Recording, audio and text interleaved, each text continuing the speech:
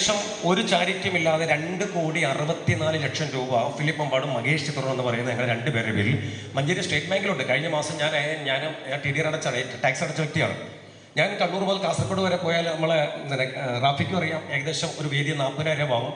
ഇപ്പോൾ എനിക്ക് മണ്ണാർക്കോട്ടിൽ പ്രോഗ്രാം ഉണ്ട് 4 മണിക്ക്. വൈകുന്നേരം സുല്ലുമസല കോളേജിലേക്ക് പരിപാടിയുണ്ട് രാത്രി B.Ed അധ്യാപകർക്ക്. അവിടെയും ഞാൻ 25,000 വാങ്ങി, ഞാൻ 50,000 പോക്കറ്റ് ഇട്ട് ഒരു ടാറ്റയും കൊടുത്ത് പോകും. ഞാൻ പോകും. ഇങ്ങനെ വാങ്ങിയ പൈസകൾ ഞാൻ പല രീതിയിലും പോകുമ്പോൾ കാണാറുണ്ട്. ഈ പറയുന്ന ഈ ക്രൈസ്തവ മതപണ്ഡിതർ, അതുപോലെ തന്നെ മുസ്ലിം മതപണ്ഡിതർ പലരും അതൊക്കെ ഒന്ന് കട്ട് ചെയ്യണം കേട്ടോ, റാഫി എടുത്ത് കൊടുക്കരുത്.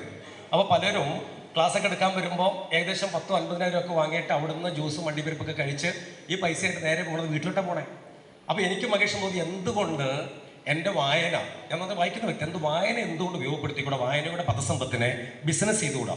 അപ്പോൾ അതുകൊണ്ട് സോഷ്യൽ മീഡിയയ്ക്ക് പോലീസ് ഇറങ്ങിയപ്പോൾ കേസിൻ്റെ മോണിറ്റേഷൻ സോഷ്യൽ മീഡിയയിൽ നിന്ന് കിട്ടുന്നുണ്ട്. പ്രതിമാസം 1,60,000 മോണിറ്റേഷൻ ഫണ്ട് കിട്ടുന്നുണ്ട്.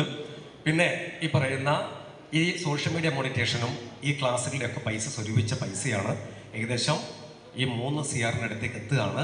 അതെന്തിനാന്ന് ചോദിച്ചാൽ 2027 എൻ്റെ അമ്മ മേരിക്കുട്ടിയുടെ പേരിൽ മലപ്പുറം ജില്ലയിൽ തീർത്തും സൗജന്യമായിട്ട് ഒരു അഡിക്ഷൻ സെൻറ്റർ ഉണ്ടാക്കുക എന്നുള്ളതാണ് ഇന്ന് ചിത്രമാണ്.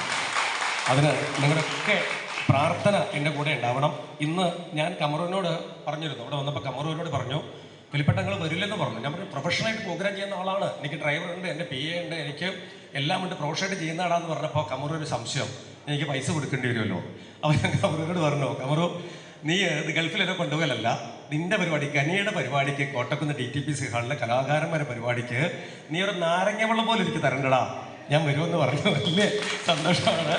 അപ്പോൾ തീർച്ചയായിട്ടും ഈ സുന്ദര നിമിഷം ഞാൻ മറക്കൂല. The present moment of indubitable, I think. So എല്ലാവർക്കും സന്തോഷം ഉണ്ടാവട്ടെ എന്ന് പ്രാർത്ഥിക്കുകയാണ്. ഇപ്പം ഒരു